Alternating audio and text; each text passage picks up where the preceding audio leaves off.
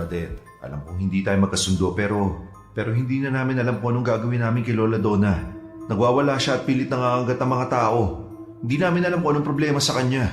Lumabas na yung mga laboratory test pero wala siyang kahit na anong sakit. Wala kaming nagawa kundi ikadena siya habang hindi pa siya kumakalma. Nagkukunwari ka pa? Palagi kang nakikipagkumpetensya sa akin? Palaging ikaw ang pinakamagaling, ang pinakamatapang, at ang palaging nilalapitan ng lahat, kahit ako naman ang pinakamaganda.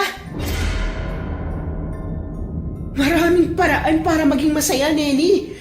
Pero mas pinili mong maging masaya sa maling paraan at yun ang dahilan kung bakit hindi mo pa rin tuluyang nakuha ang gusto mo.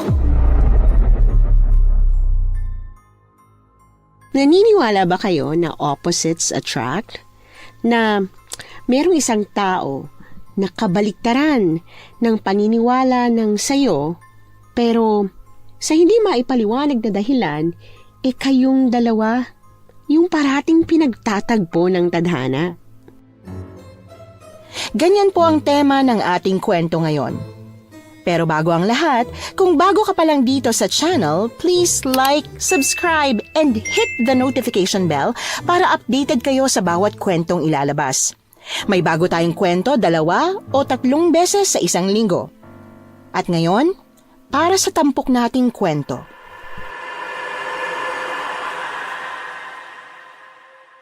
Naranasan nyo na bang makatagpo ng isang taong sobrang taliwas ng paniniwala kesa sa inyo? Yung tipong kahit anong subok nyong intindihin ang isa't isa, pilit kayong hindi nagtutugma. Sa kwento ko pong ito, ibabahagi ko sa inyo ang tunay na kahulugan ng opposites attract. Magandang araw po, Miss Anne.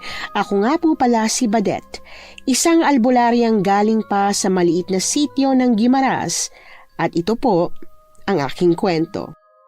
Ate Badet! Nasa likod mo ang asbo! Ubus ng bawang ko! Akin na yung sibat! Heto ate! Saluin mo! Ang taas ng hagis mo, kainis ka! Nasalo mo naman eh. Dalihan mo na. Papalapit na siya. Ay! Pasaway kang aswang ka! Hindi mo ako matatalo! Eto sa'yo! Ang galing talaga ng ate ko. Sa wakas, natapos na rin natin yung trabaho. Woo! Grabe. Nagutom ako sa labang yun ah. Alam mo kung anong masarap na kainin pagkatapos sa madugon labanan? Sopaw! Yon! Gusto ko po yung asado ah. Sige ba? Tara na. Gutom na ako eh. Teka. Saan nga pala tayo nagparada ng motor? Naku si ate, palagi ka nakakalimot. Tumatanda ka na talaga. OA sa tumanda ah. Nakakalito lang kasi yung mga gubat kaya palagi ko nakakalimutan. Sa bagay, tama ka. Tara, doon ate. Doon banda natin pinarada yung motor. Bilisan nating umuwi. Kailangan mo pa pumasok sa school bukas. Sasama-sama ka pa kasi sa akin eh. Huwag ko lang mabalitaan na tulog ka na naman sa klase ah. Ate naman kasi, namimilit ka pang pag-aralin ako kahit pwede naman na akong huminto. Tapos naman na ako sa elementary, pwede na yun. Walang pwede sa akin, B-boy. Alam mo naman na yan ang pangarap ko noon pa eh. Yung makapagtapos ng pag-aaral. Bakit hindi ikaw mag-aral? Rico, mo naman ako binatukan. Kung may pagkakataon lang ako mag-aral, ginawa ko na, no? Isipin mo nga, sino magpapaaral sa akin? Ikaw? Sabi ko nga hindi eh. Kaya lang kasi ate, gusto ko lang din naman maging manunugis eh. Magagamit ko ba yung pinag-aralan ko?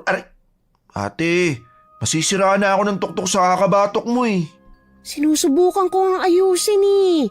Baka kapag naalog, ma-realize mong mali ang mindset mo. Balang araw, magsasawa ka rin sa ganitong klaseng trabaho. At kung mangyari ang pagkakataon yun, at least may choice ka kung saan ka at kung anong pwede mong gawin. Hindi kagaya ko na pagiging albularya lang talaga. Ay nako, ayoko na nga magpaliwanag. Maintindihan mo rin naman pagdating ng araw. Iiling-iling na lumabas ako mula sa gubat kung saan namin hinanting ang asong aswang o mas tinatawag na asbo. May nakapagsumbong kasi sa akin na may asbo raw na sumasalakay sa gitna ng kalsada sa tuwing madaling araw. Perwisyo daw ang aswang sa mga late ng uwi at pang madaling araw ang pasok sa trabaho.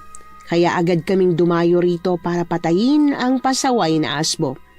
Mabuti na lang at madali lang kalabanin ng mga mahihinang aswang na kagaya nito kaya mabilis lang din kaming nakauwi. Dumaan na muna kami sa tindahan ng siopaw para bumili bago kami umuwi ng bahay. Paborito namin ni B-Boy ang asadong siopaw sa tuwing matatapos ang misyon namin. Pagkarating namin sa bahay, agad kaming kumain at nagpahinga. Sa sobrang pagod, nakatulog kami kaagad, pero ang hindi namin inaasahan ay nang sa kalagitnaan ng gabi, nakarinig kami ng malalakas na kalabog, sigaw na humihingi ng tulong at marahas na alulong ng halimaw. Tulong! Pakiusap, tulungan niyo ako! Inaatake ako ng malaking hayop! Tulungan niyo ako! Ate, may humihingi ng tulong sa labas ng bahay. Ano ba yun? Ate, bilisan mong bumangon at baka may nangyari na ron. Ano ba kasi yun? Tulong! Pakiusap, tulungan niyo ako! Ala, teka, bakit may humihingi ng tulong? Yun na nga ba sinasabi ko sa iyo, ate? Bilisan mo na tumayo dyan! Eto na, babangon na. Buksan mo yung bintana, tingnan mo kung ano nangyayari. Sige po, ate. Eto, nabuksan ko na po. Diyos ko, ate, may aswang! Ano? Paano nakarating na sa sitio natin ng isang aswang? Hindi ko rin po alam. Sige. Mauna ka na lumabas. Magdala ka ng buntot pagi bawang tsaka asin. Pero bakit ako lang, ate? Susunod ako. Magbabra lang ako, no? Ate, mamamatay na yun. Huwag mo nang intindihin niyang hinaharap mong sinlaki lang ng kalamansi. Abisira, ulo. Tulong! Tara na kasi, ate! Ay, nakakainis. Yari sa akin ng aswang na yan. Hindi na ako nag-abala pang magsuot ng bra dahil sa labis na pagkataranta. Nagmamadali kaming lumabas ng kwarto, bit-bit ang buntot pagi na palaging nasa tabi ko. Kumuha na rin kami ng asin at bawang dahil importante yon kapag nakikipaglaban sa aswang. Tarantang lumabas kami ng bahay kahit na halos magkandara pa na kami dahil sa pagmamadali. Dumiretso kami sa bukid na nasa likod lang ng bahay namin at saka namin naabutan ng isang lalaking nakahandusay na sa damuhan. Papalapit na sa kanya ang aswang na nagkatawang napakalaking baboy ramo. Handa na itong kainin siya pero hindi ko yon hinayaan. Agad akong tumakbo palapit. Saka ko hinampas ng 3 beses ang ulo ng baboy ramo. Napaatungal ito ng malakas saka umatras. Ate, sugatan siya. Ano, kaya mo ba siyang buhatin? Ilayo mo na siya rito. Papatayin ko na muna tong aswang. Ang laki ng katawan niya. Hindi ko mabuhat. Pero itong aswang... Ate, sumusuka na siya ng dugo. Ay, Diyos ko. Buisit. Tumatakas na yung aswang, Ate, unahin na muna natin siya. Baka mamatay ito. Sige na. Tara, tutulungan kita. Teka nga. Ba't ang bigat niya? Aray ko! Diyos ko, bato-bato ang katawan. Ipapasang ko ang isang braso niya sa balikat ko. Sa kabila ka, ate. Sige, teka. Tara na. Sino ba kasi to? At bakit nandito siya sa bukid kahit na madaling araw na? Hindi ko rin mamukhaan, ate. Mukhang dayo eh. Ay, bilisan na nga natin. Sana walang mga biktimang iba yung aswang na yun. Sabihan natin yung mga taga-sityo natin na mag-ingat. Lalo na sa bukid at may ganitong nangyari. Sasabihan ko sila kagad bukas na bukas rin. Andito na tayo, ate. Bubuksan ko na ang pinto. Ay, kailangan magamot natin siya agad. Ang dami niyang sugat. Malalim din tong nasa tagiliran niya. Kaya nagsuka siya ng dugo eh. Kaya nga, ate. Ang lakas ng loob ng aswang na yun para dito pumunta. Hindi siguro nun alam na may albulareng nakatira rito. Itong unang pagkakataon na may nakapasok na aswang dito sa sitio natin sa loob ng ilang taong naging albularya ako. Teka, ihiga natin siya dito sa mahabang upuan. Bilis! Ang bigat niya. Wala, ate. Gwapo, Lo, nabading ka na ba ngayon, B-boy? Kunin mo yung mga panggamot ko dun sa loob ng kwarto. Talagang napansin mo pa yung itsura niya imbis na yung mga sugat, La, bating agad. Hindi ba pwedeng namangalang at nainggit? Huwag ko lang malaman-laman na bading ka. Ito na nga, ate. Kukunin ko na yung panggamot mo. Baka mamaya kung saan pa makarating yung mga sinasabi mo eh. Napangisi ako sa naiinis na tono ni B-Boy pagkaalis niya. Alam ko namang hindi siya bading. At totoo naman din ang sinabi niyang gwapo itong lalaking iniligtas namin. Puno siya ng sugat sa katawan. Kahit nga ang mukha niya ay hindi nakaligtas. May kalmot siya sa kaliwang pisngi at may pasarin sa noo. Nakakaawa ang itsura niya. Ngayon lang ako manggagamot ng ganito kalubhang mga sugat. Pag-angat ko ng suot niyang damit, nakita ko ang mga pinsala sa katawan niya. Nangingitim na ang mga yon. Ibig sabihin, may kamandagang aswang na muntik nang kumain sa kanya. B-boy, bilisan mo. Kailangan ko ng gamutin to. Ito na ate! Ito na! Uy, grabe ang ganda ng katawan niya ate ah. Ganyang katawan yung gusto ko eh. Yung may abs. Ganitong katawan o gusto mo yung ganitong lalaki? Si ate talaga. Ikaw, hindi ka ba namamangha sa katawan niya? Tomboy ka yata talaga eh. Hindi ako namamangha sa abs niya. Ganitong katawan ni Badong na araw-araw nakabalandra sa labas ng tindahan ni Aling Anali. Oo nga no. Ate, construction worker naman si Kuya Badong. Kaya ganun talaga yung katawan niya. Batak. Kaya lang, ganda nga ng katawan. Baho naman. Di uso yung tawa sa kanya eh. Hoy, napakalaitero nito. Tulungan mo na nga lang ako linisin yung mga maliliit niyang sugat. Ate, kawawa siya. Hindi ba dapat sa hospital na natin siya dalhin? Dami niyang tama oh. Hindi to magagamot ng mga doktor sa ospital. May kamandag na sa katawan niya eh. Akin na yung alcohol dyan. Lilinisan ko na muna yung sugat niya. Ikaw din, tulungan mo na ako. Sige po ate. At saka kapkapan mo. At baka sakali na makahanap ka ng ID na pwede nating malaman kung sino siya at kung taga saan siya. Sinimulan na nga naming gamutin ang binata. Pinunasan ko ng alkohol ang mga maliliit na sugat at binuhusan naman yung tagiliran niyang medyo malaki ang tama. May pasa siya sa may sikmura kaya siguro nagsuka siya ng dugo. Akala ko dahil sa sugat niya sa tagiliran. Pagkatapos punasan ng alkohol, naghiwa ako ng luyang dilaw at pinatong sa mga sugat niya para masipsip ang itim na kamandag na unti-unting kumakalat sa katawan niya. Mabuti na nga lang at naagapan pa dahil kung nagtagal paniguradong patay siya. Ate, teka, tingnan mo oh. Doktor pala siya. Nakita ko sa wallet niya ang ID niya. Ha? Wala, patingin nga ako niyan. Ba't oo nga no? Anong ginagawa ng isang doktor sa maliit na sitio natin? Pero di ba po magandang senyalis yan? May doktor na napadayo rito. Ang daming nangangailangan ng doktor sa sitio natin eh. Oo nga, napakalayo kasi ng health center at hospital. Kailangan pang tumawid sa gubat tapos tatawid pa ng ilog. Kawawa talaga tayo ate. Kahit pagpapaanak, si Aling Lourdes yung gumagawa. Ganun talaga eh. Hindi na tayo pinapansin ng gobyerno kaya wala tayo magagawa. Mabuti na lang nandito ka ate no. Mas magaling ka pa kaysa sa doktor eh. Tignan mo, nawala na yung kamandag. Nasipsip na ng luyang dilaw. Pero aaminin ko na hindi lahat ng sakit kaya kong gamutin. Hindi naman ako kagaya ng ibang albularya na pilit kinakaya ang lahat kahit cancer. Yan ang gusto ko sa'yo ate. Ayos na po ba itong si Doc ate? Pwede na kaya tayo matulog? Ayos na siya. Tatakpan ko na lang tong sugat niya sa tagiliran ng halamang gamot. Pagkatapos, pwede na tayo matulog. Dito na lang ako matutulog sa sala ate. Magbabantay ako para kung sakali mamagising siya, may tao siyang makita. Mabuti pa nga. Teka, kukuha na ako ng halamang gamot dun sa likod ng bahay ah. Matapos kong kumuha ng mga halamang gamot, agad kong tinapal yun sa sugat ng binatang nagngangalang Zandro. Yon ang pangalang nakalagay sa ID niya kaya imposible namang hindi yon ang pangalan niya. Pagkatapos natulog na kami at nagising na lang nang tumilaok na ang manok. Nang magising ako, narinig kong nag-uusap na sila sa labas kaya dali-dali din akong bumangon para tingnan sila. Ate, gising ka na. Gising na rin to si Doc. Magandang umaga miss. Pasensya na sa nangyari kagabi. Nalaman ko dito sa kapatid mo na kayo ang nagligtas sa akin. Maraming salamat pala. Walang problema. Hindi naman pwedeng pabayaan ka na lang namin dun sa bukid eh. Ang galing mo manggamot ah. Malinis at maayos yung pagkakalinis sa sugat ko. Doktor ka rin ba? Hindi mo sinabi, B-boy. Albularya ako, hindi ako doktor. Albularya. Faith healer. Magaling din pala manggamot yung mga kagaya nyo. Akala ko nagdadasal lang kayo para gumaling ang pasyente nyo eh. Nangaasar ka ba? Hindi. Pasensya na.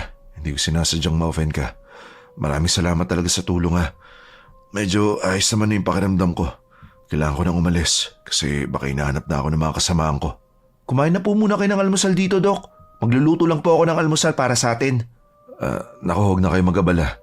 Malaking abala na nga yung nagawa ko kagabi. Saka malakas na naman ako. Sige nga, tumayo ka nga. Aray! Tuhod ko. Kumain ka na rito. Hindi ka pa malakas. Akala mo lang yun. Magluto ka ng almusal, Biboy. Ako nang bahala sa kanya. Sige po ate. Maraming salamat talaga. Hindi na kayo dapat magkabala. Ayos lang naman kung kakain na lang ako ron sa bahay na tinutuluyan namin. May bahay kang tinutuluyan dito? Oo. Ang totoo niyan, nandito ako kasama ang isang nurse na assistant ko para sa ginagawa naming medical mission. Hindi mo ba nabalitaan sa kapitan ng sityong to? Hindi pa kami nagkakausap ng kapitan kaya hindi ko alam. Pero bakit nasa bukid ka ng madaling araw? Dyan lang sa malapit yung bahay na tinutuluyan namin. Lumabas lang ako para maghanap ng signal kasi tatawagan ko yung girlfriend ko. Kaya lang, imbis na signal yung mahanap ko, isang malaking baboy ramo yung bigla sumalakay sa akin. Hindi nga baboy damo yun, aswang nga, ang kulit. Aswang na kung aswang para sa'yo. Pero para sa amin na nag-aaral ng siyensya, isang malaking baboy ramo lang yun. Hindi naman kita may pipilit kung ayaw mo maniwala. Ang bango ng sinangag na niluluto ni Biboy ah. Teka lang, kailan ba ng kapatid mo rito? Kami lang, wala na kami mga magulang. Ganun ba? Pasensya na at natanong ko. Nga pala, itong sugat ko sa may tagiliran, naalala ko malalim yung pagkakatarak ng kuko ng baboy ramo rito eh. Pero kanina nung chinik ko, lumit at hindi na ganun kalala. Di na rin namamaga. Paano mo nagawang gamutin yung ganun? Kapag aswang ang may gawa ng sugat, madali lang gumaling gamit ang luyang dilaw. Pinasipsip ko sa luyang dilaw yung sugat mo kaya nabawasan yung laki. Tsaka hindi namaga. Luyang dilaw lang? Sus, parang imposible naman yun. Siguro akala ko lang malalim yung pagkakasugat sa akin. Nagtanong ka pa kung di ka naman pala maniniwala. Sira ulo. Anong sabi mo? Sira ulo ako? Wala akong sinabing ikaw ah.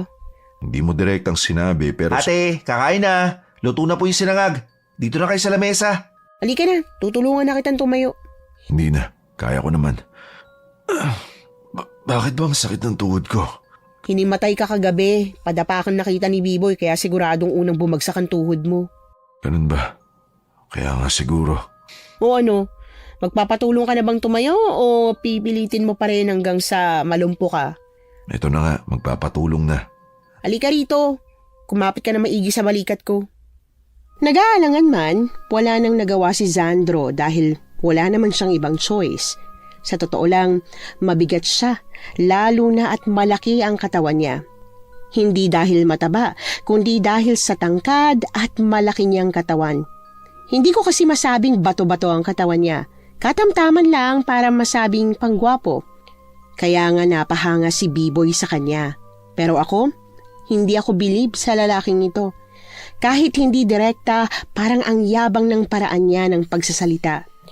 Habang nasa hapagkainan, ang daming tanong ni Biboy kay Zandro. Parang amazed na amazed siya sa pagiging doktor nito. Kung titingnan, para siyang isang batang nakakita ng idol niya sa malapitan. At mukhang tama nga ang hinala ko dahil nang maihatid na niya si Zandro papunta sa tinutuluyan niyang bahay, masayang bumalik si Biboy. Ang saya mo ah.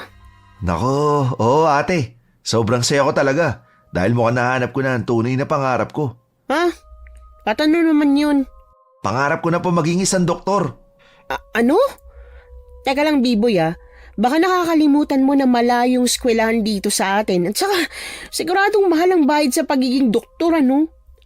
Sabi ni Kuya Sandro, meron naman daw eskwelahan sa Maynila na nagbibigay ng scholarship. Basta makapasa lang daw ako sa exam. Kakayanin ko yun. Mag-aaral ako ng maigi para makakuha ng scholarship. At saan ka titira, Aber? Ate, di ba ikaw yung pilit ng pilit sa akin na mag-aaral? Eto na oh, gusto ko na mag-aaral. Gusto ko maging doktor. Naku, bahala ka sa buhay mo. Sigurado naman ako na kapag nakapagtapos ka na ng high school, magbabago ulit ang pananaw mo. Gusto mo lang maging doktor ngayon dahil nakakita ka ng gwapong lalaki. Ate, hindi lang siya gwapong doktor. Matalino at mabait pa. Ay sus, bait-baitan lang yun. Bahala ka na nga dyan. Kailangan ko na umalis at baka huli na naman akong makarating sa bukid. Alam mo naman si Lola Donna, mabait yun sa akin pero pagdating sa oras ng trabaho, ay nako, stricto kung stricto. Sige po ate, mag-aanda na rin ako pumasok sa eskwelahan. Napapailing akong lumabas ng bahay at saka naglakad patungo sa bukid ni Lola Donna. Si Lola Donna ay ang pinakamayaman dito sa sitio namin. May-ari siya ng malaking bukid kung saan nagsasaka ang nanay at tatay ko. At dahil pareho na silang patay, ako na ang pumalit sa kanila. Mabait si Lola Donna sa akin, lalo na at lumaki kami ni Biboy na halos kasama siya palagi. Sa sobrang bait niya nga sa akin, binigyan niya ako ng pinaglumaang motorsiklo ng anak niya. Para daw kapag may pupuntahan akong gagamuting pasyente o kaya lalaban ng aswang, madali kong mapupuntahan. Pagkarating ko sa may bukid, kaagad na akong nag-umpisa sa pag-aani ng mga kamote. Ide-deliver na kasi itong mga kamote sa kabilang bayan at mas maganda kung makakarami pa ng may de-deliver para mas malaki ang kita. Oh, Badet! Natapos na ba kayo sa paghali ng mga kabote? Nag-text sa akin kanina yung maghakot. Maya-maya lang daw darating na sila. Opo, Lola. Ayos na po lahat. Tinatali na lang namin itong mga sako. Ay, very good. Ay, siya nga pala. Pwede mo ba akong samahan sa sentro mamaya? Wala kasi akong makakay na sasama sa akin eh. Sige po, wala pong problema. Pero ano po bang gagawin niyo doon? Napalitaan ko kasi na may doktor daw na dumating dito sa atin. Ilang buwan ko nang iniinda tong sakit sa duhod ko kaya baka pwedeng ipa-check up ko na ito. Ang layo pa ng ospital 3 oras ang biyahe mula rito kaya magandang may dumating na doktor, hindi ba? Ganun po ba? Sige ho, wala pong problema. Ikaw, baka gusto mong magpa-check up. Ang balita ko, gwapo raw yung doktor. Nakilala ko na po sala. Talaga? Paano nangyari yun Gabi na silang dumating dito kagabi. Hindi pa po ba nakakarating sa inyo yung balita na may gumagalang aswang sa sityo natin?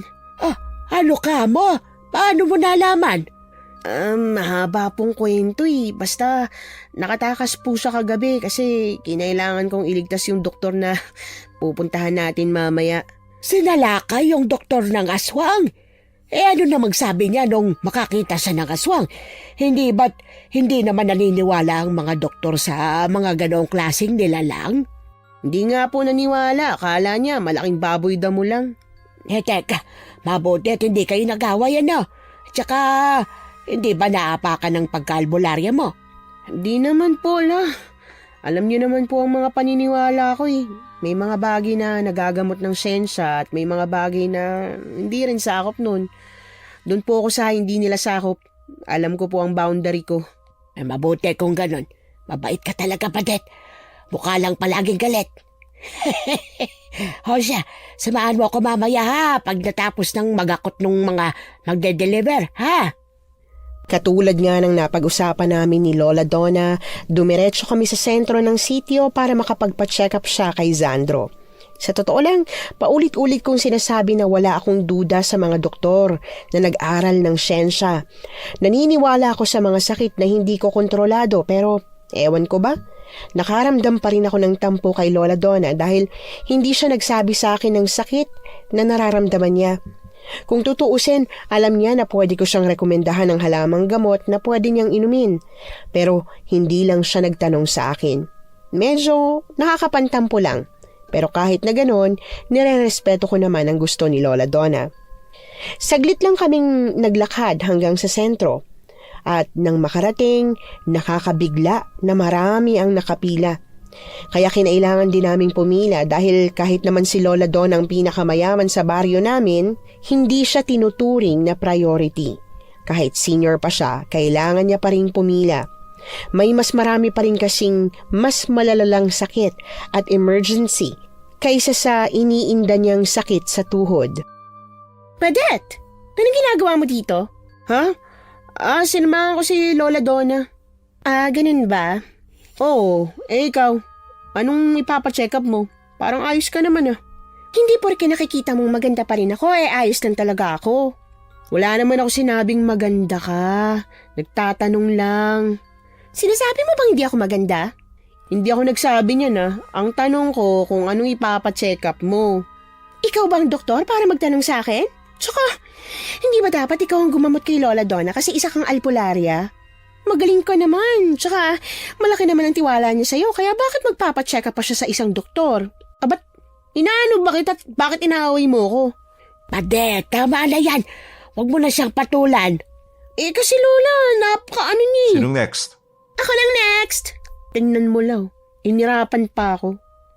Pabayaan mo na nga. Ganyan talaga si Nelly. Takot malamangan ang ganda kaya kapag may kaharap siyang maganda, inaaway niya. Lola Donna naman eh. Galing mo pong pumawi ng inis ah. Siyempre ako pa. Pero ano po kaya ipapacheck up ni Nelly, no? Baka ipapacheck up niya yung kaartehan niya. Siguro nga po. Teka, bakit sila tumatayo? Saan sila pupunta? Ang mabuti pa, puntahan mo lang para malaman mo. Lola naman, ba't ko gagawin yun? Umamin ka nga. Curious ka sa doktor na yan, ano? Hindi mo kasi maitatangging pogi talaga. Hindi po ako sa kanya curious, no? Kay Nelly ako curious at kung bakit siya magpapacheck up. Tingnan mo, Lola. Pumasok sila sa loob ng bahay. Pwede ba yan? Siguro may ipapakita siya sa doktor na hindi dapat makita ng iba. At ano naman po kaya yun? Alam ko na. Baka may pigsa siya sa puwet. Si Raulo ka talagang bata ka. Pero baka nga. Ayan na, lumabas na po sila, Lola. Bilis naman yata. Ay bakit? Sa tingin mo ba, bubulat-latin pa ng doktor ang pigsa niya? Hindi po. Lola naman, ba't parang bastos naman ang pagkakatanong niyo? Nako, wala akong ibang ibig sabihin ha. Next na po. Next na raw ako. Alina po kayo, Lola. Teka, tulungan mo akong tumayo at grabe ang sakit ng tuhod ko kapag biglang tatayo. Ay, madali pang maglakad kaysa tumayo mula sa pagkakaupo eh. Sige ho, tutulungan ko po kayong tumayo ng dahan-dahan. 1, 2, yeah. Ayan, masakit pa rin po ba? Oo, pero hindi talaga kagaya kung gaano kasakit kapag tatayo ako. Makakalakad po ba kayo? Abayo naman, masakit lang ang mga tuhod ko, pero hindi pa naman ako nalumpo. Sige ho, tara na. At lumapit na po tayo kay Doc. Lola, nahihirapan po ba kayong tumayo? Mas mabuti po siguro kung wag na po muna kayong tumayo, ha? Naku, oo nga eh. Mabuti at sinabi mo, Doc. Uupo na sana ako eh. Ano po bang nararamdaman nyo, Lola? Sumasakit ang mga tuhod ko. Kapag naglalakad naman ako, hindi naman ganun katindi ang sakit. Pero kapag mula sa paghiga o kaya mula sa pagupo, nako, ang hirap bumangon. Bukod po ron, may sumasakit pa po ba sa inyo? Wala naman. Hindi pa rin ako nagpapacheck up sa hospital at may kalayuan dito sa amin eh. Yun nga po ang problema kaya dumayo pa kami rito. Ang mabuti pa po, ibibipi muna kayo nitong nurse ko para malaman natin kung normal pa po ba, ha? Sige, Doc. O ikaw, magpapacheck up ka rin ba? Hindi ba't naman ako magpapacheck up? Normal naman ako. Sungit mo naman, Miss Albulari, ha? Hindi, no. Siya nga pala. Anong pina-check up ng babaeng nauna sa amin kanina? Ba't pumasok pala kayo sa bahay? Bakit mo tinatanong? Nagtatanong lang, masama ba? Masama talaga dahil may patient's privacy. Hindi ko pwedeng sabihin sa'yo kung ano man yung mga napag-usapan namin. Sus, hindi raw pwede. Ikaw ba? Kapag may pasyente ka may sakit, pinagkakalat mo ba kung kani-kanino? Siyempre hindi, no. O ganun din ako. Kaya wala ka makukuhang sagot sa akin. Nagtatalo ba kayo? Ay, Lola. Bilis yun namang ma-BP. Anong BP nyo? 130/80 daw. Kayong dalawa ha. May pagtingin ba kayo sa isa't isa? Wala Mandiri naman po kayo, Lola Donna. Nang dahil sa nakita ni Lola Donna na pagtatalo namin ni Doc Zandro, panay tuloy ang panunukso niya sa akin na habang pabalik kami sa bahay niya. Hindi ko na lang pinansin, lalo at hindi naman totoo. Hindi ako magkakagusto sa isang kagaya ni Zandro na sarado ang utak pagdating sa mga bagay na pinaniniwalaan ko, kahit pa sabihing gwapo siya. Ilang araw ang lumipas at naging maayos naman ang lahat. Wala akong nabalita ang inatake ng aswang dahil binalaan din namin ng mga tao na huwag munang lumabas ng bahay kapag alanganing oras na. 1 linggo ang matuling lumipas. Habang abala kami sa pag-aalmusal, isang balita ang natanggap namin. Nakakapagtakang hindi na bumalik yung aswang. Natakot po siguro sa'yo, ate. Alam niya, kilala ka bilang magaling na albularang manunugis eh. Imposibleng wala siyang pakay sa pagpunta niya rito bukod sa kumain ng tao. Mas maraming pwedeng mabiktima sa ibang baryo eh. Kaya, bakit dito? Diba? Tanong mo nga yung sarili mo. Sus, wala namang nabiktima ate, pabayaan mo na. Baka naligaw lang at hindi rin alam na may pwedeng humuli sa kanya rito. Hindi porke wala siyang biniktima, pwede na nating pabayaan.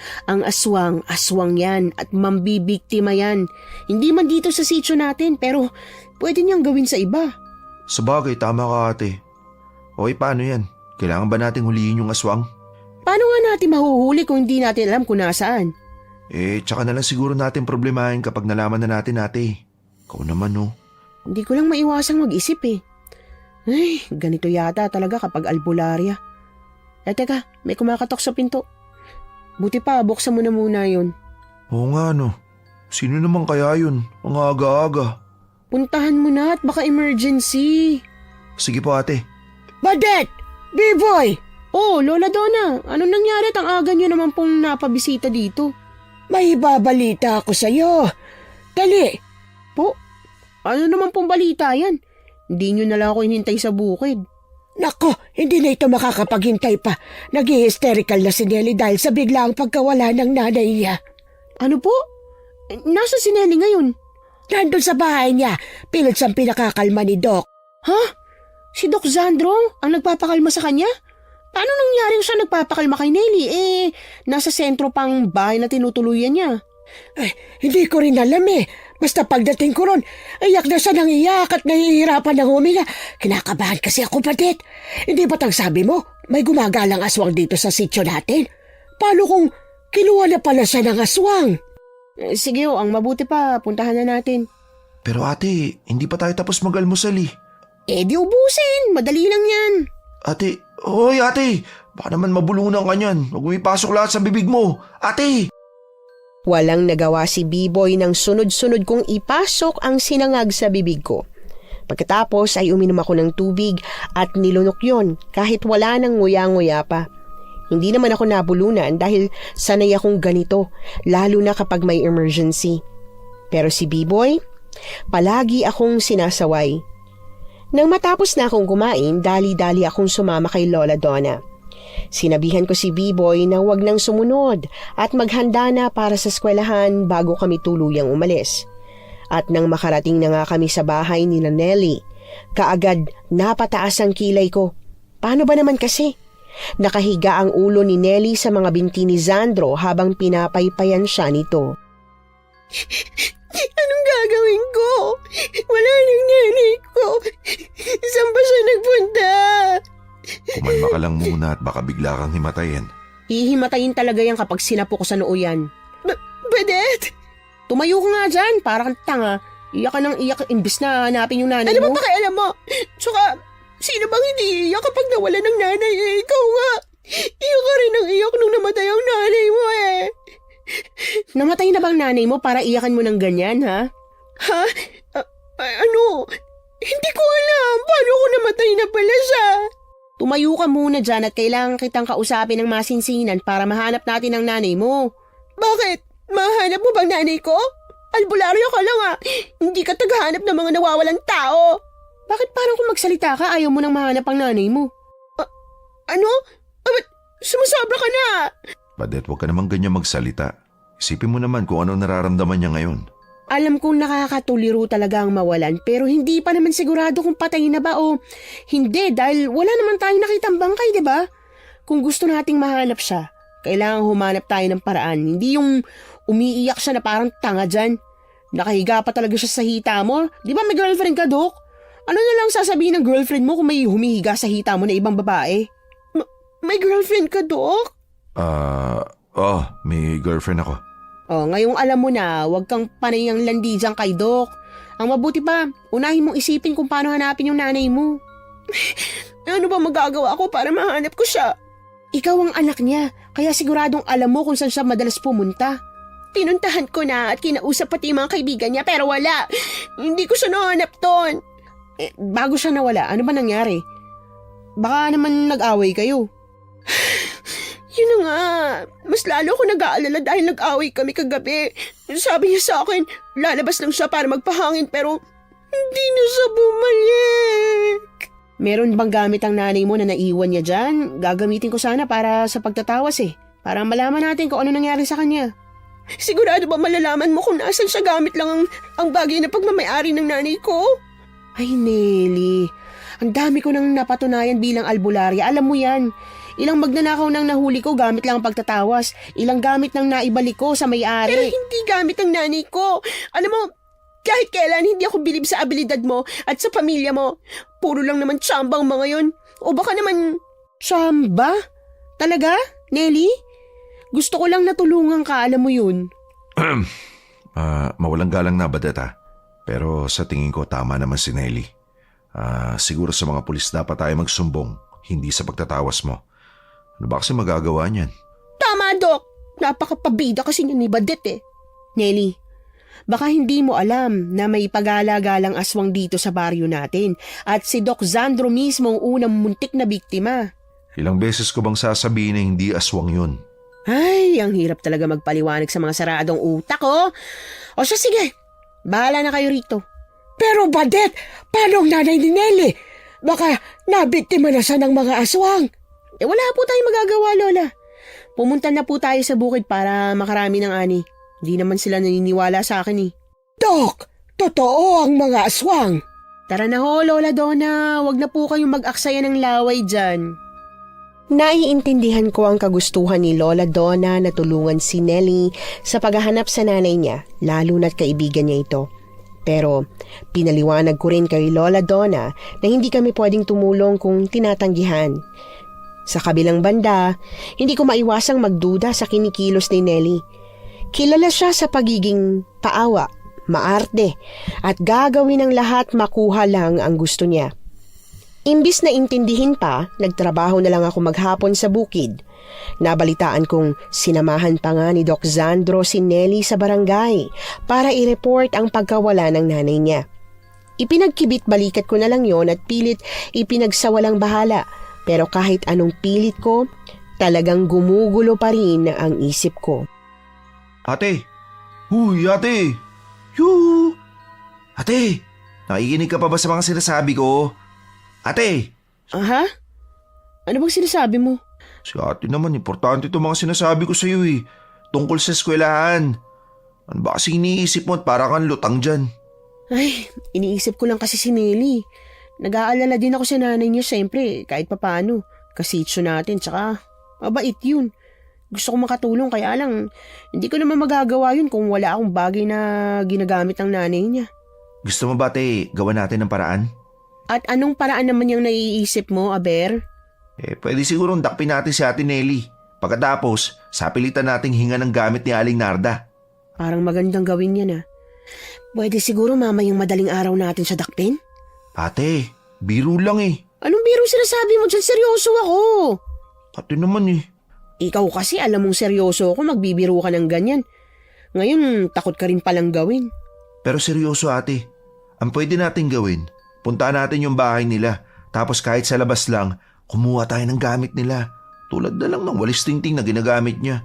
Di ba, pwede naman yung kasi nahawakan niya. Personal na gamit ang kailangan ko, B-boy. Paano kung ginagamit din ni Nelly yun kapag nagwawalis?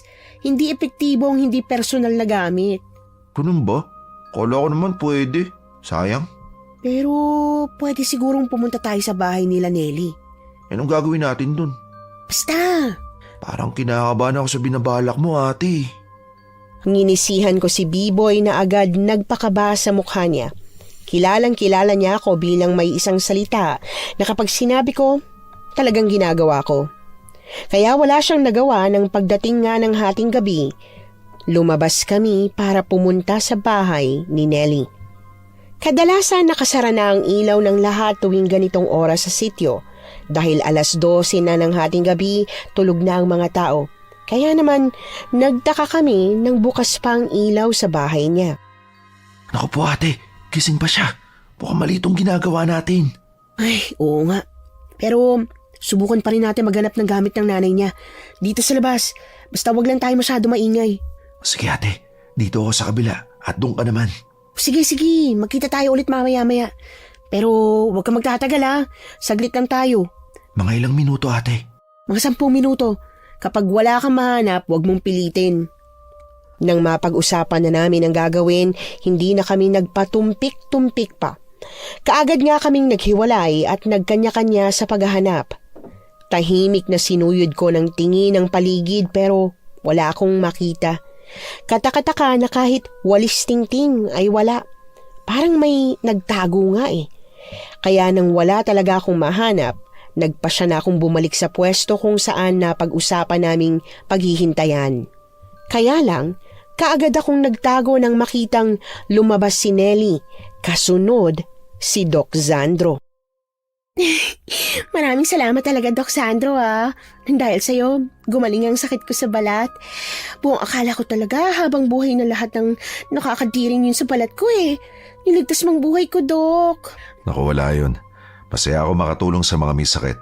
Kaya nga ako nagdoktor eh. Pero alam mo, nakakagulat talaga na mabilis kumaling yung sakit mo sa balat eh. Hindi dapat ganyan kabilis eh. Naku, hayaan mo na po, Doc. Huwag mo nang masyadong isipin. Hindi ko lang maiwasan. Alam mo naman ng mga doktor, curious palagi sa mga bagay-bagay. Ayaw mo bang mabilis gumalit ang balat ko? Ha? Hindi Masaya nga ako na mabilis kang gumaling. Nagtataka lang talaga ako. Ano pa pala? Gabi na. Kailangan ko nang bumalik sa tinutuluyan ko. Madaling araw na yata. Sarado na yung mga ilaw ng mga kapitbahay. Bakit, Doc? Natatakot ka ba sa dilim? Pwede namang dito ka na lang matulog.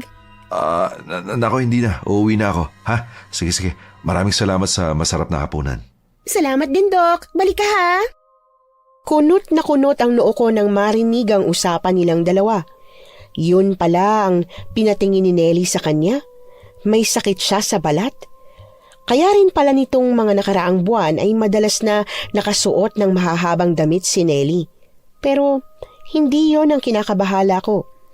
Ang mas nakakabahala ay kung paanong nagagawa niya pang manlandi habang nawawala ang nanay niya. Ay, bading! Ano ka ba, Biboy? Ginulat mo naman ako. Ate, narinig ko po yung usapan nila. Nakakapanghinala nga talaga si Ate Nelly. Narinig mo rin, no? Alam mo na ngayon yung sinasabi ko sa'yo. Teka, may nakuha ka bang gamit? Wala linis ang bakuran nila. Pansin mo po ba, ate? Napansin ko rin Kahit walis tingting, wala. Hindi kaya si Ate Nelly ang may kagagawan, kaya nawala ang nanay niya? Ay, iniiwasan ko ring isipin yan, B-boy. Kasi sa totoo lang, kahit naman siguro gano'n siya kasama, hindi niya magagawang saktan o itago yung nanay niya. Anong gagawin natin, ate?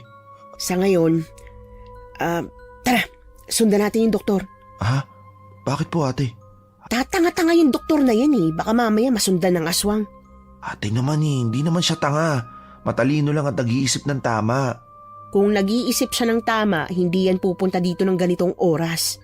Ang narinig ko, kumain yata siya ng hapunan dun Hapunan pero madaling araw na? Wag ako. Ngingising-ngising sinundan namin ni B-Boy si Doc Sandro habang naglalakad siya pabalik sa sentro. Habang nakasunod kami, napansin namin kung paano siyang luminga-linga sa paligid. Para siyang kinakabahan na ewan. Hanggang sa makaisip ako ng nakakatawang gawin. Imbis na sundan lang, binilisan ko ang paglalakad para makahabol sa kanya kahit na nagtataka si B-Boy sa bala kong gawin. Ate, anong gagawin mo? Basta manood ka. Sobrang dilim Sana naman hindi ako makakita. Kinakabahan ka na ba, Doc? Mama! Bakit tinatawag mo na ngayon ang mama mo? Ano ba, Badet? Ginulat mo naman ako Kailan pala yung sumusunod sa akin kanina pa?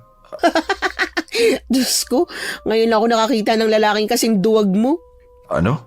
Sinong duwag sinasabi mo? Nagulat lang ako. Nagulat daw. Sus, natakot ka lang. Akala mo may sumusunod na sa'yo multo, no? Hindi Hindi ko alam na duwag ka pala, Dok. Bakit ba ang kulit mo? Hindi nga ako duwag. Tsaka, bakit ba sinusundan niyo ako Ay, hindi naman kasi talaga ikaw ang pinunta namin dito, no? Kaso lang, ikaw ang nakita namin. Hindi ka pa ba nadala nung nakaraan? Lumabas-labas ka ng madaling araw, sinugod ka nga ng sinasabi mong baboy damo. Pero ngayon, lumabas ka na naman. Hindi ka pala duwag. Sobrang tapang mo pala dahil mukhang gusto mo na maulit pa yung mangyari Hindi ko naman sinasadyang gabihin ng ganito. Ang totoo niyan, galing ako sa bahay nila Nelly at kaninang 4:00 pa ako ng hapon dun. Sipin mo nga, ilang oras na ako nasa bahay nila pero ayaw niya pa akong paalisin. Ay sus, kunwari ka pa. Anong ginagawa niyo ron kung ganun? Sobrang tagal mo nasa loob ng bahay niya. Ano, nagbato-batopi kayo? Ganon? Nung una, pinakita niya sa akin yung sakit niya sa balat dahil gumagaling na raw. May lumalalang sakit sa balat si Nelly at ang sakit na yon, pabalik-balik at mahirap gamutin. Pero nagulat ako nang halos wala na. Puro peklat na lang. Imposible yun. Kaya kinausap ko siya at tinanong kung ano pa mga ginawa niya para mawala yung sakit niya sa balat. Napahaba yung kwentuhan namin kaya nagyaya na rin siya magapunan. At pagkatapos nun, umiyak naman siya bigla tungkol sa nanay niya. Kaya yun, tatagalan ako sa bahay nila. Parang di naman kapani-paniwala mga sinasabi niya, no? B-boy, no? Parang pwede namang mangyari yun, ate. Baka kasi naalam lang ni Doc yung lunas sa sakit ni ate Nelly. Aray ko. Ate, bakit mo na naman ako binatukan? Bakit mo ba siya kinakampihan? Totoo naman kasi. At saka, bakit ko ba kailangan magpaliwanag sa'yo? Ano ba ginagawa niyo rito, ha? Wala ka nang pakialam dun. Tara na, B-boy. Umuwi na nga tayo. Sandali lang. O bakit? Baka pwede namang ihatid niyo muna ako sa bahay na tinutuluyan ko. Ano kasi, madilim. Sus! Inamin mo ring natatakot ka. Kasi tignan mo nga naman ang dilim-dilim, di ba? Wala pa naman akong dalang flashlight man lang. Sino bang hindi matatakot dyan? Ako? Hindi ako takot sa dilim, no? Di ikaw nang hindi takot? Sige na ate, ihatid na natin si Doc. Hindi ka ba naawa sa kanya? Baka mamaya biglang dumating yung aswang na muntik pumatay sa kanya. Hindi naman siya natatakot sa aswang na yun, kaya bakit pa? Sige na ate, kung ayaw mo ako na lang. Umuwi ka na sa bahay, ihatid ko lang to si Doc. Sige na. Sige na, para matapos ng usapan, ihatid na natin. Halata sa mukha ni Sandro ang pagkapahiya habang naglalakad kami papunta sa sentro. Nakakatawa ang itsura niya. Kalalaki niyang tao at ang laki rin ng katawan. Pagkatapos, takot sa multo? Nakakatawa lang. Pero sa kabilang banda, tama naman si B-boy. Baka biglang may sumulpot na aswang kaya pumayag na rin ako. Pagkahatid namin sa kanya, agad din kaming umuwi at nagpahinga na. At dahil sa pagpupuyat namin, nakatulog ako ng mahimbing. Hindi pa ako magigising kung hindi pa may biglang dumating na kapitbahay. Kinatok ang bahay namin at pinarating sa akin ang balitang sinugod daw ni Doc Sandro si Lola Donna sa ospital. Hanggang sa bigla na lang may isinugod na kapitbahay sa bahay namin. Ate, bilisan mo, nagwawala na siya. Hirap na silang hawakan. Ano ba kasing nangyayari? Bakit nagwawala ang pasyente? Hindi ko rin alam ate. Pero ang sabi ni Aling Narda, parehong-pareho daw yung nangyayari sa anak niya sa nangyari kay Lola Donna. Ano? Teka, ito na. Dala ko na yung panggamot ko. Diyos ko, ano ba nangyayari sa kanya? Patingin nga ako ng mga mata niya. Hawakan mong ulo niya, B-boy. Ito na ate. Teka, kumakawala siya. Hawakan mo na maigi. Diyos ko, nayanggaw yan. Nayanggaw? Di ba yun yung nahawaan ng pagkaaswang? Oo. Nakakain na ba ito ng karne? O kaya naman, nakakagat na ba ng tao? Hindi raw po ate. Pero kumain siya ng buhay na kambing. Kaya nga dinala rito dahil parang nag-hysterical na. Mabuti na lang at may isang bote pa akong nakahanda para sa pangalis ng yanggaw. Eto, hawakan mong maigi yung magkabilang pisingin niya, B-boy. Paiinumin natin siya dito para maisukan niya yung nakain niyang pangyanggaw. Bilisan mo ate, ang lakas niyang pumalag. Oo, eto na. Pagkapainom ko, takpan mo agad yung ilong niya para mabilis niyang malunok. Kaagad ko ngang pinainom ng matapang na sukang pula na may halong sile at luyang dilaw ang anak ni Aling Narda. Marami-rami ang natapon dahil sa sobrang likot nito pero nagawa pa rin niyang makalunok.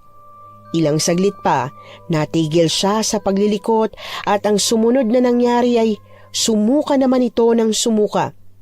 Pero dahil hindi kami handa, sa sahig siya nagkalat.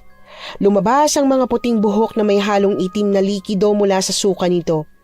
Hanggang sa tuluyan siyang nanghina at napaupo sa sahig. Nang matapos ang panggagamot namin sa anak ni Aling Narda, inakala naming siya lang ang nayanggaw. Pero nagsunod-sunod ang dinadalang pasyente sa akin. Pare-pareho ang sakit nila, pare-parehong nayanggaw. Nataranta kami sa kakagawa ng gamot at sa panggagamot.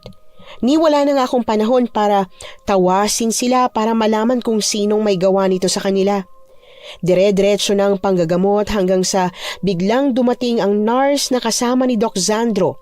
Bit-bit nito ang cellphone niyang dekipad at sinabing gusto daw akong makausap ng boss niyang doktor. Hello?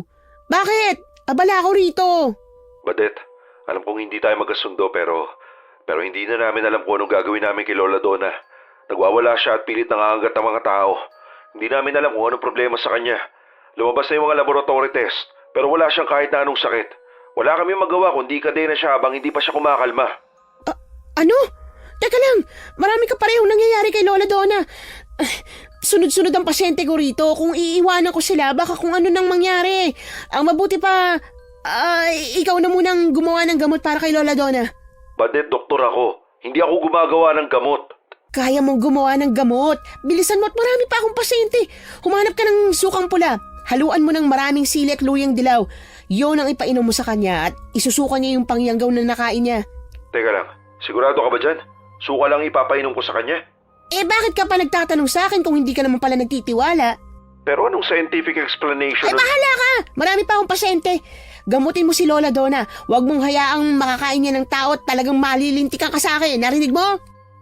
Kaagad kong binabaan ng tawag si Sandro at binalik ang cellphone sa nurse niya. Natataranta na nga ako, nang inis pa talaga siya. Gusto niyang humingi ng tulong sa akin pero ayaw naman niyang maniwala. Aba, bahala siya. Alam ko naman na kung matataranta sila at wala na talagang ibang paraan, gagawin niya ang itinuro ko sa kanya. Ginamot ko nga ang lahat ng mga taong nayanggaw sa baryo namin. Inabot kami ng 10:00 ng gabi dahil sa dami at pagod na pagod talaga ako. Hindi na ako gumagalaw sa pagkakahiga sa upuang kahoy habang tulala sa kisame. Marahas na bumuntong hininga si Biboy bago naupo sa tabi ko. Kung sino mang aswang ang may gawa nito, talagang, nakakainis, grabe. Ate, sa tingin mo ba, sino kaya yung aswang? Kailangan natin siyang tugisin. Sinabi mo pa, ate. Di ka pa nakakapagtawas eh. May listahan ako ng mga pangalan ng dumating dito sa bahay kanina. Gusto mo, tawasin na natin eh. Pagod na pagod pa ako, B-boy, pero... Ay naku, hindi naman natin pwedeng pabayaan. Kunin mo na nga yung kandila at saka palanggana ko. O sige ate, hindi matatapos ang nangyayari ngayon kung hindi natin mahuhuli ang aswang. Sinabi mo pa. Sige na at babangon na ako rito. Para isang pagura na lang to. Badet! Badet! Dumating na naman siya para mambuisit. Ay naku! Pagbuksan ko po ba ate? Pagbuksan mo at gusto ko malaman kung ano nangyari kay Lola Donna. Sige. Doc Sandro, naparito ka. Badet! Badet, si Lola Donna. Siguraduhin mong gumaling si Lola Donna, ha? Oo, aminin ko na. Talagang gumaling siya sa ginawa kong suka na sinasabi mo. Pero hindi ako makapaniwala. Sausawan lang naman yun eh. Pero paano nangyaring gumaling siya? Maiintindihan ko na nasuka siya dahil sa sobrang asim matanghang ba naman nun. Pero ang kinagulat ko, yung mga sinuka niya. Sumuka siya ng mga buhok na may kasamang kulay itim na likido. Ano ba yun? Pangyanggaw yun. Ginagamit ng mga aswang para manghawa. Sa tingin ko, ang may gawa nun yung aswang na sumugod sa'yo. Hindi lang siya biglang lumitaw dito dahil gusto lang niyang kumain ng tao. Pumunta siya rito dahil kakaunti na lang ang mga tao pero madaling gawing aswang tulad niya. Hindi ko maintindihan mga pinagsasabi mo. Pero isa lang ang sigurado ako. Sigurado tama ka nga na may aswang. Sigurado ka ba talaga? Bakit may siguro pa rin? Hindi ko pa kasi nakikita kaya hindi pa ako sigurado eh. Ewan ko sa'yo, bahala ka na nga sa buhay mo. Bahala ka na! Teka lang. Pwede ba akong tumulong sa'yo? Gusto ko kasing maniwala. Lalo na nasaksihan ko ang nangyari kay Lola. Bakit naman kita patutulungin? Baka mamaya ikaw pang magpahamak sa amin. Hindi, pangako. Hindi ko kayo ipapahamak. Tutulong ako na maayos. Susundin ko kung ano papagawa mo sa akin. Talaga? At bakit mo naman gagawin yun? Kasi gusto ko maintindihan. Gusto ko malaman kung paano nangyari to. I mean, lahat may paliwanag. Hindi pwedeng wala. Paano kung pagkatapos ng lahat ng to, wala kang makuhang sagot? Paano kung walang paliwanag sa gusto mong malaman? Imposibleng wala. Lahat kayang ipaliwanag ng siyensya. O sige, kung yan ang gusto mo, walang problema. Ate, parang delikado to ah. Anong delikadong sinasabi mo dyan? Maganda nga to eh. Para malaman niya na hindi lahat kaya niyang ipaliwanag tulad ng mga aswang. Hindi ko alam kung dapat ba akong matuwa dahil gustong subukan ni Sandro na maniwala sa pinaniniwalaan ko. O maiinis dahil parang gusto niya lang patunayan na ako ang mali at siya ang tama. At dahil nandito na rin naman siya, hindi ko na muna siya pinaalis para ipakita sa kanya kung paano ako nagtatawas. Pinanood niya kung paano ako nagri-ritual. Dinasalan ko muna ang pangalan ng isa sa mga naging pasyente kanina bago ako nagpatulo ng kandila sa tubig. Mukhang babae ate ah. Babaeng maliit ang mukha at mahaba ang buhok. Hindi lang isa, dalawa sila.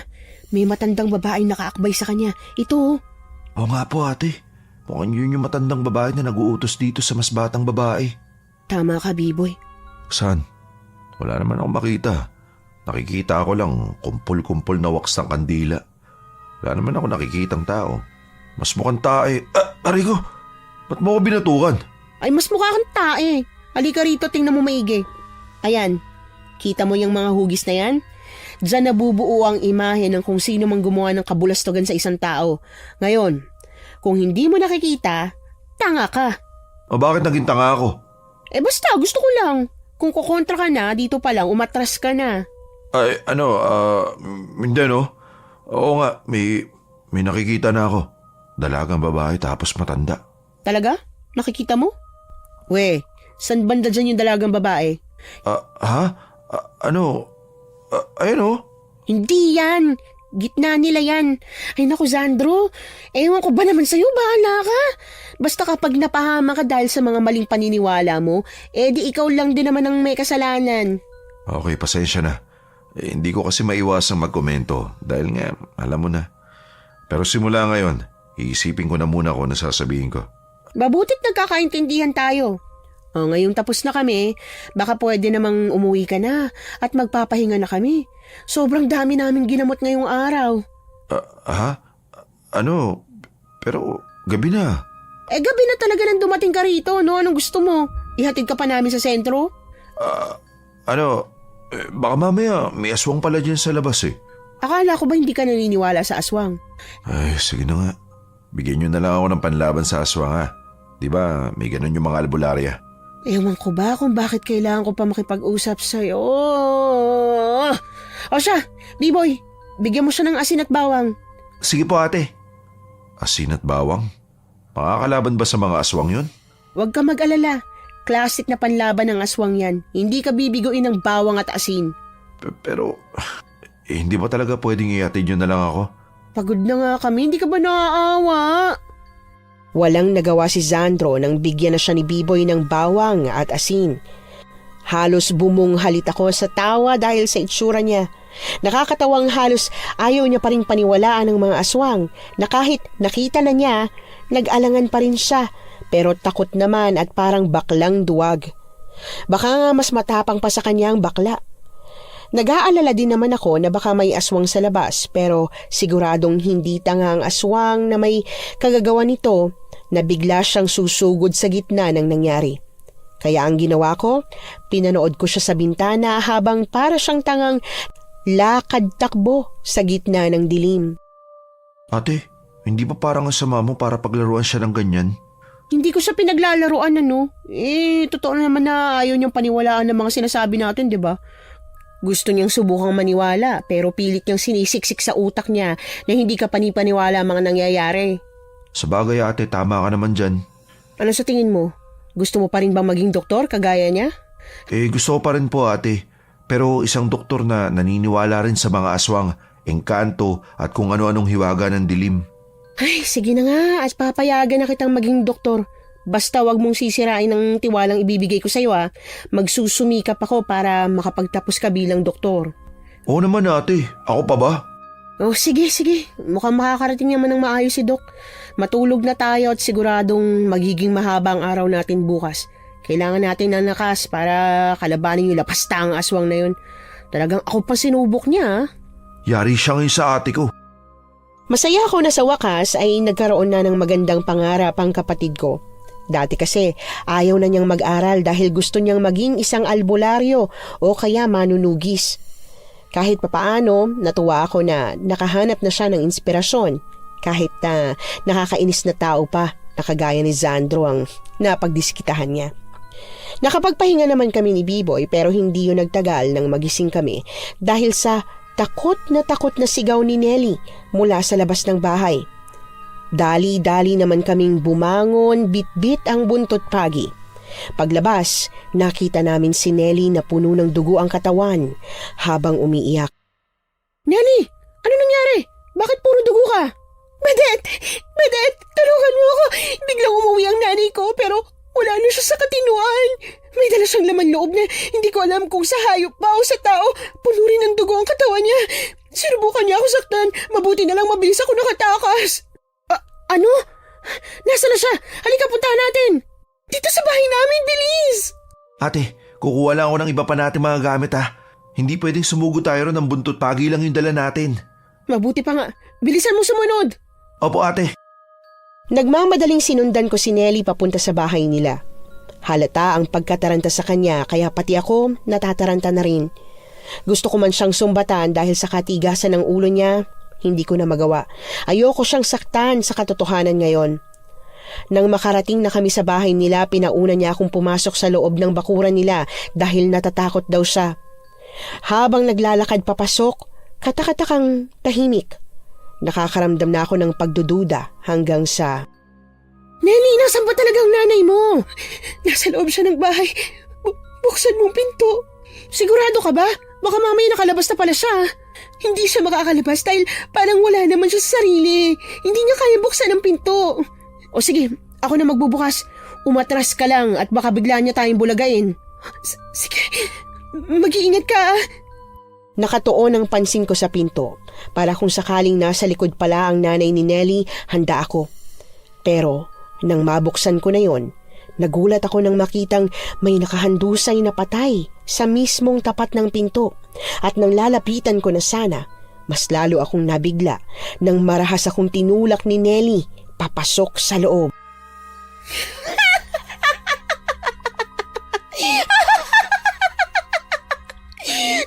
Talaga palang tatanga-tanga ka, Badet. Ang galing kong umarte, ano? Nelly, ano ibig sabihin nito? Ang ibig sabihin nito, matatapos ng pangingialam mo sa plano namin ng kaibigan kong mananambal na aswang. Nakakainis ka eh. Imbis na mapuno na namin ng aswang ang sityo, panay ka pangingialam. Buwisit kang albularya ka. Hetong nababagay sa'yo. Huwag mo ko saktan, Nelly. Hindi ikaw to. Hindi mo dapat ginagawa to. Ako to, Badet. Mas pinalakas lang kesa sa'yo. Kasunod ng paghalakhak niya ay ang pagsugod niya sa akin. Hindi ko inasahan na biglang magbabago ang mukha niya. Kumulubot ang mukha niya, namula ang mga mata at humaba ang dila. Agad siyang pumaibabaw sa akin at kinalmot ang mukha ko. Pinilit kong lumaban sa kanya. Sinuntok ko ang mukha niya at tinadyakan ang kanyang tiyan. Mabilis siyang lumayo sa akin at mukhang nakaramdam na siya ng epekto ng suot kong anting-anting bilang isang albularya. Pero talagang matapang siya. Sa pagkakataong ito, inilabas niya naman ang mahaba niyang dila at sinubukang gamitin yon na parang kutsilyo. Pero imbis na tumama sa tiyan ko, nakaatras ako mula sa kanya. Kaagad akong yumuko sabay hablot ng buntot paging tumalsik nang itulak niya ako sa sahig. Kaya nang susugod na siyang muli, madali ko siyang nahampas gamit ang buntot pagi. Wala ka pala eh. Hindi mo pala kayang lumaban ng walang gamit na kahit na anong pangontra. At ikaw, anong dahilan mo para magpahawa ka bilang aswang, ha? Nelly, hindi ka pinanganak na aswang at alam na alam ko yan. Wala ka nang pakialam kung ano man ang gusto kong gawin sa buhay ko. May pakialam ako dahil kapitbahay kita na halos buong buhay ko nung nakasama. At buong buhay ring karibal. Anong pinagsasasabi mo? Anong karibal? Nagkukunwari ka pa? Eh palagi kang nakikipagkumpetensya sa akin? Palaging ikaw ang pinakamagaling, ang pinakamatapang, at ang palaging nilalapitan ng lahat. Kahit ako naman ang pinakamaganda. Sira pala talagang tuktok mo eh. Sino ba nagsabing nakikipagkumpetensya ako sa'yo? Ikaw ang may gustong makipagkumpetensya nang hindi man lang ako sinasabihan. Sana sinabi mong magkakumpetensya tayo, hindi yung nambibigla ka. Kunwari ka pa. Ako talagang niloloko mo? Ang yabang mo naman. Mayabang talaga ako. Sino bang hindi yayabang kung ang sa bibig mo na mismo nang galing na akong pinakamagaling at pinakamatapang? Buwisit ka talaga! Aling mananambal! Patayin mo ng buwisit na babaeng to! Hindi ako handa nang bigla na lang may tinawag si Nelly.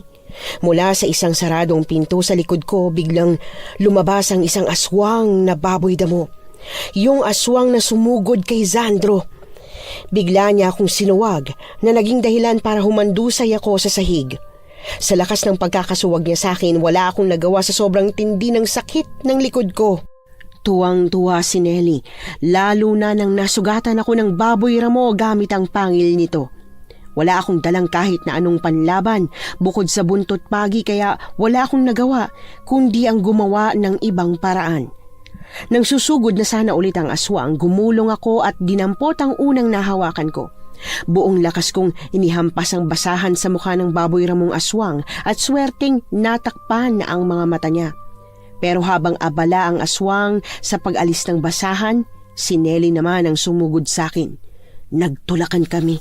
Pilit niya akong sinusubukang saktan hanggang sa mahulog kami sa pintuan. Nasaan na ba kasi si Biboy? Siguradong hindi na makakarating ang kapatid mo rito. Ano ibig mo sabihin? Patay na siya, Badet. Pinatay na siya ng mga kaibigan kong bagong yanggaw. At sino may sabi sa'yong patay na ako? Biboy! Mana ako sa'yo, ate. Hindi basta-basta namamatay. Mauuna ka pa kaysa sa amin. Nabuhayan ako ng loob nang maghagi siya ng maraming asin. Kaagad yung tumama sa katawan ni Nelly na nagmeet siya ng pagkasunog ng kanyang balat. Nagmamadali siyang umalis mula sa ibabaw ko at sinubukang pagpagin ang katawan niya. Hindi! Ang balat ko! Sinakripisyo ko ang nanay ko para lang maibalik ang kinis ng balat ko. Buisit kayo! Ibig mong sabihin, pinakain mo sa aswang na mananambal ang nanay mo para lang gumaling ka sa sakit mo sa balat? Wala ka nang pakialam, Nelly! Masahol ka pa kaysa sa aswang! Masahol na kung masahol! Basta't nakuha ko ang gusto ko! Pwes, pagsisisihan mong nakuha mo nga ang gusto mo, pero kapalit naman buhay ng nanay mo. Etong nararapat sa'yo! Kaagad kong sinuntok ang mukha ni Nelly na naging sanhi ng pagkabagsak niya sa sahig. Ilang saglit pa, lumapit si Biboy para tulungan akong makipaglaban. Pero ang hindi ko inaasahan ay nang dumating pati si Sandro na may bitbit ding buntot pagi. Nagtataka man, hindi ko na nagawa pang magtanong dahil bigla nang nagwala ang mananambal na aswang. Tuluyan na nitong naalis ang takip na basahan sa kanyang mukha.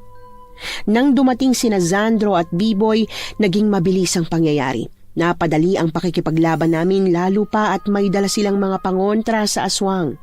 Hanggang sa tuluyan nang bumagsak sa sahig si Nelly. Nakatihaya siya habang nakatingin sa aming tatlo. Gusto ko lang naman maging masaya. Pero bakit hindi niyo ako hinayaan? Maraming paraan para maging masaya, Nelly. Pero mas pinili mong maging masaya sa maling paraan at yun ang dahilan kung bakit hindi mo pa rin tuluyang nakuha ang gusto mo. Sana maging masaya ka, Badet. Hindi na siya gumagalaw. Patay na ba siya? Maghintay ka, Sandro. Anong hihintayin? Teka, hala, bakit nagkakaganyan? Bakit nagiging abo? Nakakamangha, di ba? May papaliwanag kaya yan ng siyensya? Ano? Parang imposible. Teka, namamaligmata lang yata ako. Gusto mo bang sampalin pa kita para matauhan ka? Ate, wag. Delikado ang sampal mo. Baka hindi na makilala ni Doc ang sarili niya pagkatapos. Oo na. Naniniwala na talaga ako sa inyo, Badet. Sa dami ba namang nangyari ngayong araw at sa dami nang nakita akong hindi ka panipaniwala para sa siyensya, naniniwala na ako. Meron talaga mahirap at hindi may paliwanag na bagay tulad nito pero Pero pwede ba munang sumuka? Sige, sumuka ka hanggat gusto mo. Sige, lalabas na ako ha. Nakakatuwa talaga si Doc Sandro, ate, no? Akalain mo yun? So laki ng katawan niya at doktor pa siya, ha? B-boy, hindi naman siguro siya nasuka sa mga nakakadiring nakita niya. Nasuka siya dahil sa impormasyong nalaman niya ngayong araw. Sunod-sunod ba naman eh? Kung sa bagay, ate, tara na nga, umuwi na tayo. Sobrang pagod at antok na talaga ako eh. Kung sana may tindahan pa ng siopaw, kaso wala na. Sa mga ganitong pagkakataon na pagod kaming magkapatid dahil sa pakikipaglaban sa aswang, madalas talagang ang gusto naming kainin ay siopaw. Kaya lang, sarado na ang mga bilihan dahil inabot na kami ng madaling araw. Pagkalabas namin ng bahay ni Nelly, naabutan namin si Sandro na kakatapos lang sumuka. Namumutla ang mukha niya, halatang nahirapan siya. Sabi ko naman sa'yo, Doc, huwag ka na sumama. Ayos lang ako. Nasuka lang ako dahil sa pagkabigla. Pero ayos lang talaga ako. Walang problema. Teka nga pala. Paano nangyaring nakita kayong dalawa? Di ba, pinauwi ka na namin kanina? Nakatulog na kamit lahat, nasa labas ka pa? Tara, kukwento ko sa inyo habang naglalakad. Parang hindi ko na kaya magtagal pa rito kahit ilang segundo eh. Sige, simulan mo ng pagkukwento mo. Mayroon na nga. Habang naglalakad ako kanina. Naglalakad o tumatakbo? Paano mo nalaman? Jesus! Sinilip ka namin kanina sa bintana. Tumakbo ka habang bitbit yung asin at bawang. Aasarin mo ba ako? Magkukwento pa ako. Hindi na kita aasarin. Pasensya ka na. Ano nga ulit yun nangyari? Yun na nga. Habang tumatakbo ako kanina pabalik sa tinutuluyan ko, napahinto ako sa bahay nila Nelly. Nakita ko may kinakausap siyang matandang babae. Sa loob ng ilang linggong pananatili ko rito, hindi ko pa nakikita yung matandang yon. Hindi rin naman pwedeng nanay niya dahil sobrang tanda na. Kaya napaisip ako, hanggang sa maalala ko yung sinabi mo sa pagtatawas mo, na dalagang may maliit na muka at isang matandang babae ang may kagagawa ng lahat. Tapos yun, babalik sana ako sa bahay niyo para ibalita yung nalaman ko, kaya lang nakita ko naman na palabas siya ng bahay, kaya kinailangan ko magtago. Sinundan ko siya hanggang sa makita ko nga na may mga kasama siyang aswang. Pinagtago niya sa likod ng bahay niyo bago siya nagsisigaw at humingi ng tulong. Hindi mo alam kung gaano ako kinabahan nun. Akala ko mauhuli ako ng aswang eh. Ibig sabihin, kaya pala kayo natagalan kasi nakipaglaban pa kayo sa mga aswang? Opo ate, etong si Kuya Sandro, sigaw ng sigaw na parang... Ang galing palang makipaglaban sa aswang nitong kapatid mo, no? Kahit patpatin, kayang-kaya niyang labanan yung mga bagong yanggaw. Pero ang nakakabilib ron, hindi niya pinatay. Ginamot pa namin yung mga yon. Bakit tinatakpan mo bibig niya? Wala. Wala pala, di bitiwan mo na.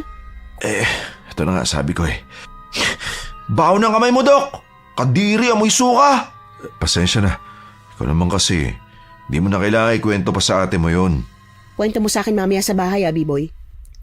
Sige po ate. Nako, kung nandun ka, matatawa ka talaga. Sige, pagtulungan nyo na lang ako. Palibasa, hindi nyo naranasang mabigla dahil unang beses nyo makakita ng mga aswang. Sanay na kasi kayo eh. Huwag ka mag-alala, natutuwa lang naman si B-boy dahil nakita niya ang sarili niya nung unang beses niya rin makakita ng aswang. Ate naman eh, nilaglag mo na naman ako eh. Noong gabing yon, pinatulog na lang namin si Sandro sa bahay namin imbis na pauwiin pa sa tinutuluyan niyang bahay. Kinabukasan, umaga pa lang, nanggamot na ulit kami dahil may ilan pa palang natirang nayanggaw. Talagang inulit-ulit pala ni Nelly ang pangyayanggaw dahil gusto niyang lahian ng buong sityo. Gusto niyang ang lahat ng nandito ay kapareho niya para hindi siya nag-iisa. Hindi ako makapaniwala na gagawin yun ni Nelly sa sarili niyang ina. Pasaway lang si Nelly, maarte at mahilig makipagkompetensya pero hindi ko akalain na gagawin niya yun. Nagawa niya na po, Lola. At hanggang sa mamatay siya, parang hindi niya talaga pinagsisihan. Hindi kaya nahipnotis mo siya nung mananambal? Hindi ko na po masasabi yan, Lola Donna. Pero ang masasamang mananambal kasi, kadalasan na talagang magaling silang manlilang ng tao para mapasunod nila. Pero may pagsisisi pa rin dapat sa huli. Ganun ba yun? Nako, siguro nga mali lang talagang pagkakakilala natin kay Nelly. Baka nga may itinatago talaga siyang sama ng ugali no? Yun po talagang naisip ko, Lola. Siya nga pala, napapansin kong simula nung gabing kinalaban niyo si Nelly at ang mananambal, nagiging malapit na kayo ni Doc Sandro sa isa't isa, ha? Paano ba namang hindi? Sunod-sunod sa akin ng doktor na yun. Parang hindi yata sapat ang napag-aralan niya sa siyensya. Gusto niya rin mag-aral ng pagiging albularyo. Naku, ewan ko. Parang hindi yata pagiging albularyo ang gustong aralin ni Doc eh. Parang ang gusto niya pag-aralang ibigin ka. Lola, kilabutan naman po kayo sa mga sinasabi niyo. Ano nakakakilabot? Nakakakilig ka mo. Ay sus, kunwari ka pa dyan, Badet. Ang gwapo kaya ni Doc Sandro. Imposibleng hindi ka man lang nagagwapuan sa kanya, ano? Oo nga po at gwapo siya. Pero ano naman, hindi porke gwapo siya, magkakagusto na ako sa kanya. Tsaka, may girlfriend po kaya siya sa Maynila. Girlfriend pa lang naman eh. Asawa nga, nasusunod pa. Girlfriend pa kaya? Ewan ko po sa inyo, Lola Donna. Bahala po kayo kung anong gusto niyong isipin. Basta, hindi ako magkakagusto kay Dr. Sandro. Sabi mo yan, ha? O talagang hindi. Huwag kang malulungkot kapag umalis siya sa susunod na linggo. Bakit po? Saan po ba siya pupunta? Ang sabi ng nurse niya, uuwi na raw sila ng Maynila dahil tapos na yung medical mission nila rito. Ganun po ba? Ay sus, nalungkot siya. Hindi ko na lang pinatulan ang pang-aasar ni Lola Donna sa akin. Kasi, sa totoo lang, tama rin naman siya na malulungkot ako kapag umalis na sina Doc Sandro dito sa sityo. Mahirap mang aminin, naging masaya din naman ang pananatili niya rito. Marami din akong natutunan sa kanya. May mga tinuro siya sa akin na paraan ng panggagamot na hindi ko natutunan sa mga magulang kong parehong albularyo. Katulad nga ng sinabi ni Lola Donna, talagang umalis sila Sandro. Nagpaalam siya sa amin at sinabing bibisita kung may pagkakataon. Pero sa totoo lang, hindi ko na inaasahan pa na gagawin niya yon. Hanggang sa isang araw, makalipas lang ang isang buwan, biglang may kumatok sa pinto ng bahay namin. Biboy, may kumakatok sa pintuan. Pagbuksan mo na muna at magbibihis pa ako. Opo ate, ito na! Sino ba kasi yun? Aga-aga pa. Ate, bilisan mo dyan. May espesyal kang bisita. Sino nga? Malalaman mo rin kapag lumabas ka na. Ito lang at lalabas na. Teka, Sandro? Bakit nandito ka? Di ba ang sabi ko sa'yo, bibisita ako kapag may pagkakataon? Eto na, bumisita na ako. Pero isang buwan pa lang yung nakakalipas simula nung umalis kayo ah. Sino kasama mo? Wala ako lang. Hindi ba pwedeng dumalaw rito kasi gusto ko lang? Tsaka may pagkakataon naman ako.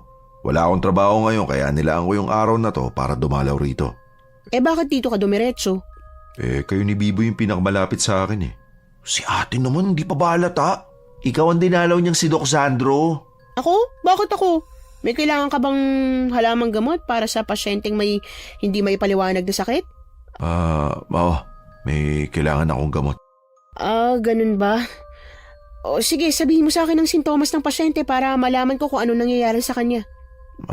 Hindi siya makatulog ng maayos eh. Parang naglolo ko na yung pagtibok ng puso niya. Minsan bibilis ng gusto, parang sasabog na. Dapat ikaw ang gumamot sa kanya, hindi ko alam yan. Dok, tuwing kailan ba nagiging ganyan yung tibok ng puso mo? Yung tibok ng puso ng pasyente mo? Sa tuwing naalala niya yung isang babae. Nako, Dok, mukhang alam ko na ako ng sakit yan. Talaga? Anong sakit kung ganon? Love sick! Umamin si Sandro na may gusto siya sa akin, pero hindi ako kaagad naniwala. Ang alam ko ay may girlfriend siya sa Maynila at hindi ako tanga para maniwalang niloko raw siya nito kaya naghiwalay na sila. Pero talagang makulit si Doc Sandro. Binalik-balikan niya ako at pilit na nanligaw sa akin. Inabot siya ng 1 taon sa panliligaw hanggang sa tuluyan na akong bumigay. At nang matapos na si B-Boy sa high school, dinala niya kami sa Maynila para makapagpatuloy siya sa pag-aaral ng medisina. Sa totoo lang, Miss Anne, sobrang nahirapan akong mag-adjust sa pamumuhay sa Maynila. Pero hindi naman ako nag-adjust para kay Sandro. Nag-adjust ako para kay B-Boy na gustong-gusto talagang maging doktor. Ilang taon na rin ang nakalipas at naging doktor na nga ang kapatid ko. Pero bumalik siya sa sityo para doon namang gamot. Siguro po, hanggang dito na lang ang kwento ko, Miss Anne. Maraming salamat po sa pagbabahagi ng kwento ko sa YouTube channel ninyo. Sana, pwede ko pang ibahagi ang ibang kwento namin ng kapatid ko, lalo na nang nasa Maynila na kami. Pero sa ngayon, ito na lang po muna. Nagmamahal, Badet. Nagustuhan niyo po ba ang ating kwento ngayong araw? Kung oo ang sagot at hindi mo pa nagagawa, subscribe na. Click the notification bell ha, para updated ka sa tuwing maglalabas kami ng bagong kwento. Click like at mag-iwan na rin ng comment. Masayang-masaya ako tuwing nagbabasa ng messages mula sa inyo. At kung may sarili kayong karanasan na gusto nyong ibahagi sa amin, email lang sa missanhorrorstories@gmail.com. Dire-diretso lang, missanhorrorstories@gmail.com. Malay nyo, sa susunod, yung kwento na ninyo ang binabasa namin para sa ating mga tagapakinig. Hanggang dito na lang muna at maraming salamat sa inyong panonood.